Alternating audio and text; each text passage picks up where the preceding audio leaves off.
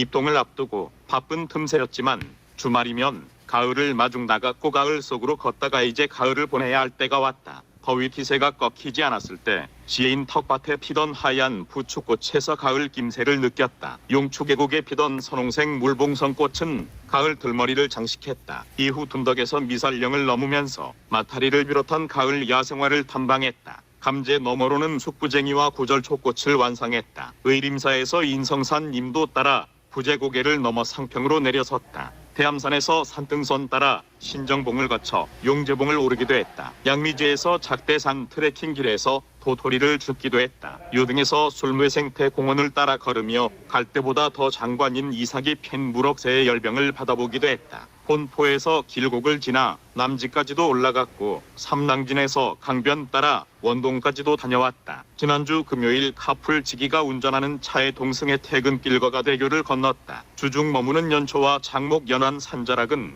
아직 단풍이 물들지 않았었다. 거가대교를 건너니 서경이 비친 진해시루봉과 불무산은 열개 물드는 단풍을 볼 수 있었다. 이튿날 금교 산행을 나서 작대산에 올랐더니 정상부 북사면은 황갈색 단풍이 황홀했다. 하양으로 단풍이 남녘 산자락까지 접수하는 즈음이다. 10월이 가는 마지막 날이던 지난 일요일 저녁 거제로 건너왔다. 한동안 절주하던 관계로 들리지 못한 백음산 주막을 추석 이후 한 달 만에 찾았다. 주인 할머니가 고두밥을 쪄 누르게 비벼 빚어 숙성된 풍미 좋은 곡차를 마련해 퇴근 후화실에서 반주 삼아 잘 피웠다. 민감한 부위 염증을 치유하느라 한동안 약을 먹어 즐기던 곡차를 굶었더랬는데 다시 음미하니 예전 맛 그대로였다. 아침마다 연사들녘과 연초천 천변을 산책하면서 하루를 시작하면 변함없다. 그중 날이 덜 밝아온 미명인지라 주변의 산들은 흑백 음영으로 처리된 실루엣과 같아 단풍이 물드는 정도를 분간할 수 없었다. 어제 퇴근길은 연사들녘을 둘러 어실로 향하다 보니 짧아진 해가 설핏 띄우면서 화렵수림이 제법 형갈색으로 물들었음을 알 수 있었다. 단풍이 남녘 해안까지 접수하려고 했다. 지난 주말 거제를 벗어나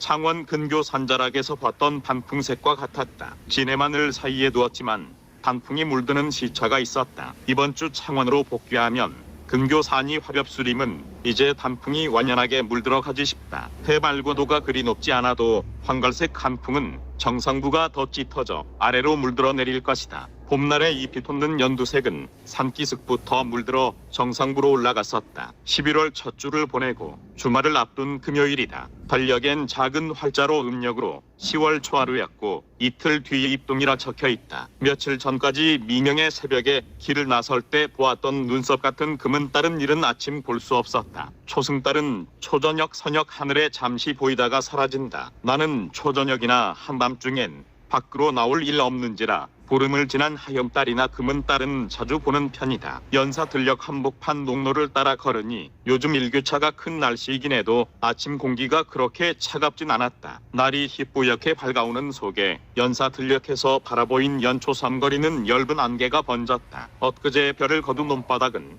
트랙터가 깊이가리를 해서 겨울나기를 준비한 구역도 있었다. 연초천 둑으로 올라 천변 산책로를 따라 걸었다. 연초천 냇바닥에는 고방오리들이 오글거렸다. 천변 산책로를 지나 연사 동구에서 교정으로 들어도 햇살이 퍼지지 않아 뒷산의 단풍색은 분간할 수 없었다. 다만 교정의 느티나무는 단풍이 물들어 거의 낙엽이 졌다. 본관을 돌아 뒷뜰에서 현관을 거쳐 실내로 들었다. 아침마저 든 3시간 수업을 끝내고 급식소로 가 점심을 들었다. 오후에 든 수업을 마저 끝내고 퇴근길 거가대교를 건너 창원으로 향하련다. 단풍은 더욱 짙어가려나. 21년 11월 5일